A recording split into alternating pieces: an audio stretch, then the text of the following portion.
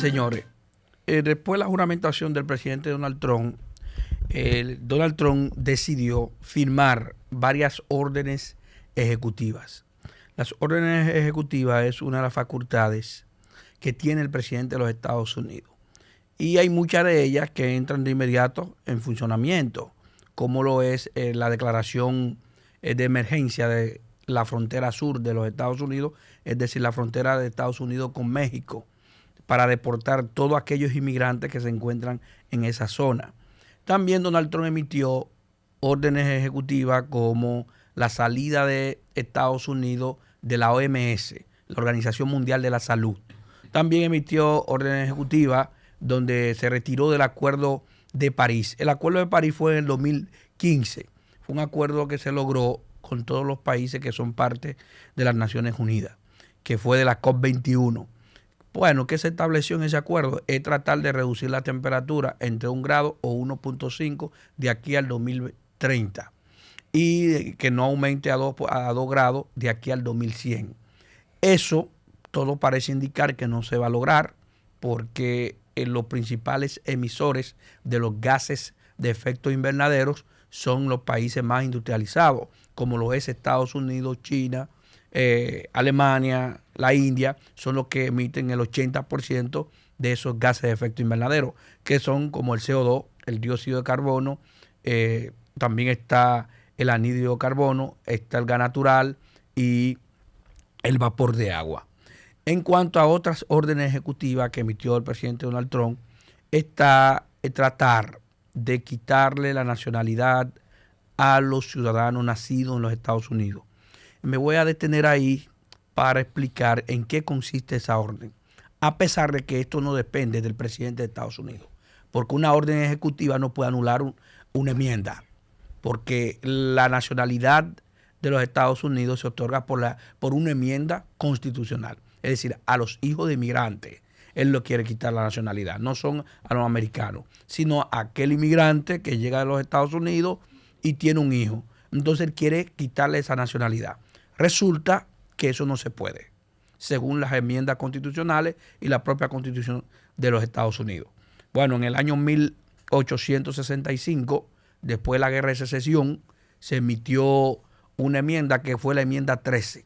La enmienda 13 establece, bueno, la anulación de la esclavitud de los Estados Unidos. Es decir, la esclavitud de Estados Unidos estaba establecido en Estados Unidos. Es decir, usted podía tener a alguien que le de servidumbre, pero después que se emitió esa enmienda, ahí entonces la esclavitud se anuló. Bueno, ¿cómo fue que se anuló la esclavitud? A través de esa enmienda 13, que estableció que todos los ciudadanos que son esclavos son libres en pleno derecho. No obstante, en el año 1868 se emitió una enmienda, la enmienda 14. Entonces la enmienda 14 es que le da la nacionalidad a los hijos de los antiguos colonos y los antiguos esclavos liberados en los Estados Unidos. Entonces esa enmienda anuló la enmienda 12 que sí permitía y no le daba la nacionalidad a los hijos de los esclavos.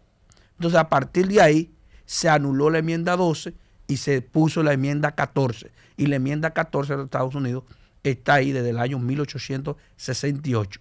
Anteriormente habían decisiones del Tribunal Supremo de los Estados Unidos. Ni tampoco el Tribunal Supremo no puede emitir decisiones, anular la nacionalidad. No, porque si lo emite estaría violando la Constitución. ¿Cómo se puede hacer eso? Bueno, se puede hacer a través de una enmienda constitucional. Es decir, tendría que emitir el Congreso de los Estados Unidos, el Senado, una nueva enmienda diciendo que los hijos de los inmigrantes que nacen en los Estados Unidos no pueden ser ciudadanos de los Estados Unidos. O de lo contrario, Donald Trump no puede hacerlo a través de una orden ejecutiva. Quitar la nacionalidad por derecho, es decir, quitar la ciudadanía por derecho de nacimiento. Eso no se puede en Estados Unidos. Obviamente, si el Senado asume esto. ¿Y cómo sería? Bueno, la otra tercera parte del Senado tendría que votar por una enmienda. Y eso es imposible en este momento, porque los republicanos no tienen la otra tercera parte. Porque tienen 53 de 100 De 100 senadores, tienen 53. Necesitan la 2/3 parte. 67 senadores necesitan, y es imposible.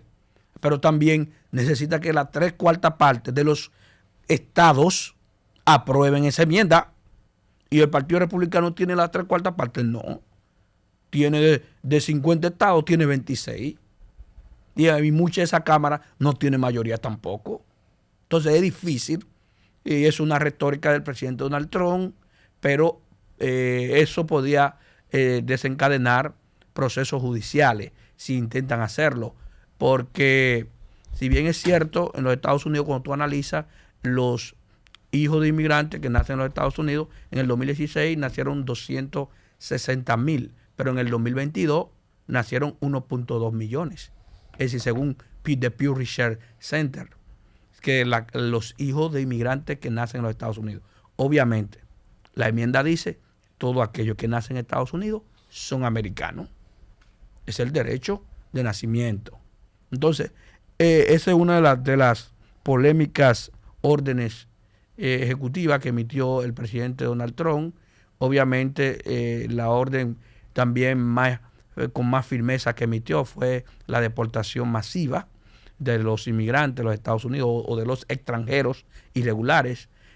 También emitió esa orden ejecutiva donde pidió a los Estados Unidos perforar todo lo que tiene que ver con el petróleo. Eso va a afectar obviamente el calentamiento global, va a afectar también a la el propio medio ambiente.